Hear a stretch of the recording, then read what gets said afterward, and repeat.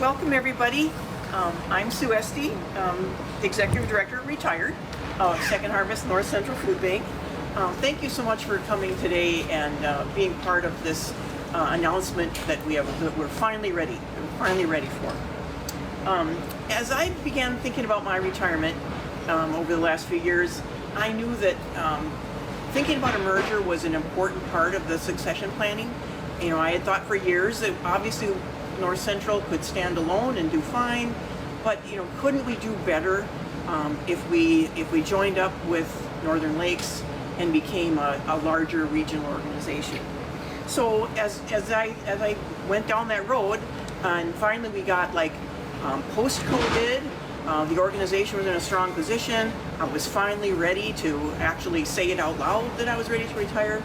I talked to Shay, and she agreed that we should pursue this, and we started that road. So in 2022, late 2022, our boards agreed to look to go through the process to see if there was value.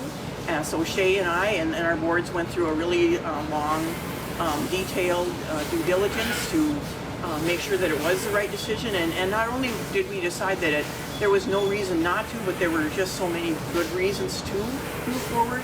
So we did. So here we are, two strong, trusted, respected organizations who've been operating side by side for over 40 years, coming together to really move the needle forward for our neighbors who need us. So on January 1st, I officially retired, and we became Second Harvest Northland. And I'm leaving it, my legacy to Shay, to keep this going, and I can't wait to see how much good we do together moving forward. Thank you. Well, thank you, Sue. And I'll start by saying I'm honored to carry on your legacy, which I know I've said a few times previous to this. So I'm Shay Morris. I am the President CEO of Second Harvest Northland. Hard to get used to that title. Formerly Executive Director of Second Harvest Northern Lakes Food Bank here in Duluth. So as Sue mentioned, we really embarked on a very thoughtful and deliberate process, and that includes us and our board of directors when making the decision to merge. And it was no easy decision. I think the easiest decision was our name, which we often talk about, Second Harvest Northland. But we really wanted to put the people that would be most affected, which is our neighbors who are food insecure, at the center of our decision making. So we really wanted to make sure the impact was great, that it would have, long-lasting, positive impact on the neighbors who are experiencing food insecurity in our 15-county region. So really important that the people were the center of our decision making. And we found, I think, a lot of value in the discussion. We learned that we could probably create a lot of efficiency, we could reduce overhead, and that we could scale organizational capacity, which were all really compelling reasons to merge. And like Sue said, we kind of came up with there's no reason not to merge. But we're most excited about, again, the impact it'll have on our neighbors. So we know through that due diligence process that we have the ability to increase the amount and variety of nutritional food that we'll be able to distribute in the future. We have the opportunity now to strengthen our programs and services. And we know very confidently that we'll have the ability to provide equitable and dignified food access in every corner of our 15-county service region. So most excited, again, about the impact it has on families, children, and seniors throughout the Northland. So I am very excited to carry our legacy forward and make sure that we are really completing this merger in the scale that we thought we would. And I truly know in my heart that we are better Together. Thank you. Will there be somebody in charge of Grand Rapids areas, because you were at the same level, but someone to make sure all those things get done? Yes, there definitely will. We have a branch manager there.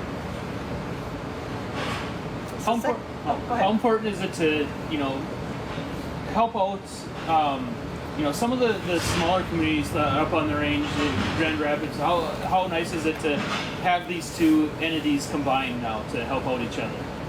I think we can be so much more efficient together, that we can provide that service without any kind of overlap, or we can find out where the gaps are, and we can really be there when people need us. I would say one of the compelling reasons for the merger was the fact that our service areas were so similar. You know, we have a lot of rural communities that we support. The demographic looks very similar. Our mission was exactly the same. So that was really the reason, is to think about like, how could we best support, with Sue's retirement, this entire region in the same way? And we had the experience and decided to bring it together. These organizations have been around for 40 years. Why were there two separate ones? I mean, wouldn't this make sense 40 years ago, perhaps? Go ahead. It sure would have. So, you know, the Second Harvest Feeding America system, or I would say the 200 food banks like us nationwide, were Second Harvest affiliates. So our national affiliate is now Feeding America. When they came together, there was a long-lasting director in St. Paul, Twin Cities area, who really kind of started just thinking about where he could put locations around the state. There was, you know, probably back then not as much thought as we are being strategic today. But I think back then it was more like, where's their need and where is logic? So Where is there somebody who's got the capacity and the willingness to do it? You know, it didn't really make a lot of sense necessarily, but you know, somebody just stepped up and said, I'll do it, and we went from there. That's great. So working together, have you worked together in the past 40 years to cover intersecting areas or helping each other? Can you tell us about that? Yeah, we've collaborated closely ever since, well, I think before we were there was a sense of collaboration. In the state, we've always had a real strong partnership. But the two of us and our organizations have worked together on projects, you know, all the time, ever since we've been around. And I will say that's probably what made this so natural, is that we had a friendship. We've been colleagues for 23 years. And that really gave us a level of trust that maybe there wouldn't have been in two organizations where the directors didn't know each other or didn't work together. So that was really positive for this consideration. Right, and not just us, but our staff too. You know, our staffs knew each other, our board members knew each other. You know, we've done a lot together. So it's just a natural next step. So as you look at the board members, you've got a board and you've got a board. How are you going to combine those? Well, actually, we now have a combined board. 7 from each service region moved forward on January 1st, and we will have our first board meeting actually in just a few minutes at noon today. So we're excited about the work that carries us forward. And we do have a geographic representation, so that means every community in the Northland really has a voice, because we have a broad demographic of board members to lead us. How's it going on distributing food so far in 2024? Are you using more need or the same as before, or where are you at? Yeah, I mean, I can speak to the demand we've been seeing. It's probably since last March, 30 to 40% increase in the 80 area food shelves that we support in our Northland communities. Due partly because of the USDA pandemic supports that were put in place that kind of sunset in March. You know, things like the additional SNAP benefit. That put greater demand on the charitable sector. So really, as we were thinking about this, it felt like kind of an emerging need to be as one. So definitely there is high demand right now. So we're looking forward to people continuing to support our work. And I think that's the one thing I would want to say, if anything, to those who have been volunteers, donors. Nothing will change, but everything will change. So meaning your support can still go to your local community to make sure it supports your local food shelf, your local Boys and Girls Club, your local senior nutrition site, but it will have greater impact just because we're able to provide that additional support through that organizational capacity. You must be getting products from similar places each time. Did that ever run into a problem that will be corrected now? I think we'll just be way more efficient now. You know, we're bringing multiple loads in and like driving past each other, and you know, the efficiencies of being one will definitely improve our mission capacity. And I would say the one exciting piece too is that we have a food resource developer who goes out and meets with all of our regional food donors to source surplus product. That wasn't happening in our west area.